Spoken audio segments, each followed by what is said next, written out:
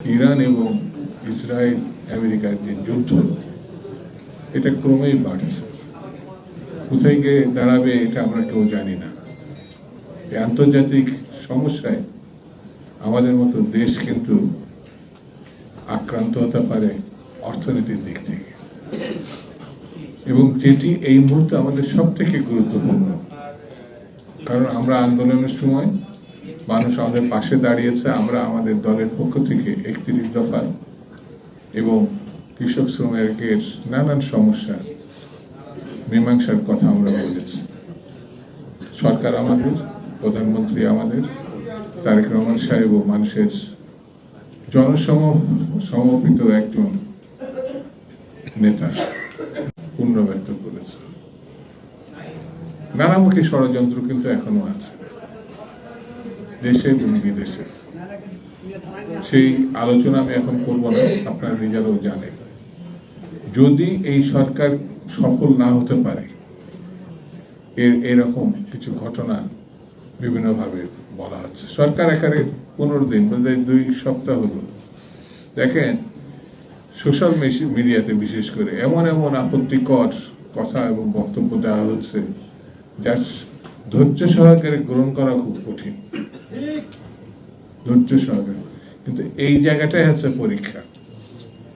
আপনার ঢাকা না, সারা বাংলাদেশে কিছু কিছু ছোট ছোট ঘটনা হয়েছে। এই ঘটনাগুলো আমাদের উস্কানির ফসল বলে আমরা মনে করি। কোনোভাবে কোনো উস্কানিতে ধৈর্য হারা হওয়া যাবে না। সরকার আমাদের,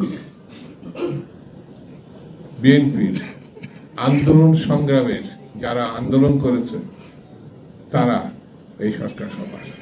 সেই জন্য বন্ধুরা, আমি বক্তৃতা বেশি করবো না, কিন্তু ধৈর্য হারা হলে, কারণ হচ্ছে বাংলাদেশে অর্থনৈতিক সমস্যা, অর্থাৎ সব ব্যাংক কিন্তু আগে ফাঁকা করে দিয়ে গেছে, এবং এই গত 2 বছরে যে অন্তর্বর্তীকালীন সরকার এখন কিছু কিছু প্রকাশ পাচ্ছে।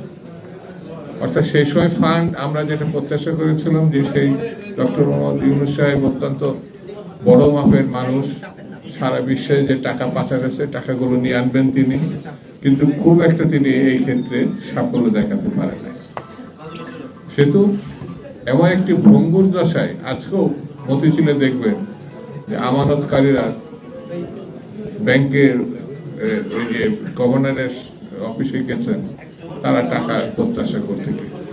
আমি তাদেরকে অনুরোধ করব যে একটা সরকার 15 দিন ক্ষমতায় আসছে, গভর্নর 7 দিন আগে বসছে। হ্যাঁ, তার কাছে দাবি জানানোর অবশ্যই রাইট আছে সব মানুষের, কিন্তু ধৈর্য হারালে হবে না তো ভাই। এই সরকার বিপদ যদি আমি ডেকে নিয়ে আসি, সামনে কি হবে এটা তো আগে থেকে বলা যাবে না।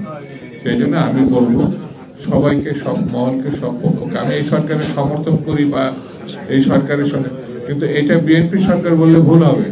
এটা জনতার সরকার, এটা জনগণের সরকার। কারণ আন্দোলন সকল দল ছিল, আন্দোলনকারী সবার সরকার।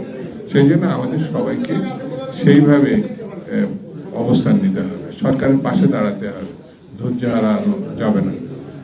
আর আমি আজকে যে আয়োজন আজকে করেছেন, আমি তাদেরকে পূর্ণবার শুভেচ্ছা অভিনন্দন জানাই, এবং ভবিষ্যতে আবার আমরা রাজপথে যেমন ছিলাম সরকারকে সমর্থন দেওয়ার জন্য আমাদেরকে ঐক্যবদ্ধ থাকতে হবে, এই আহ্বান।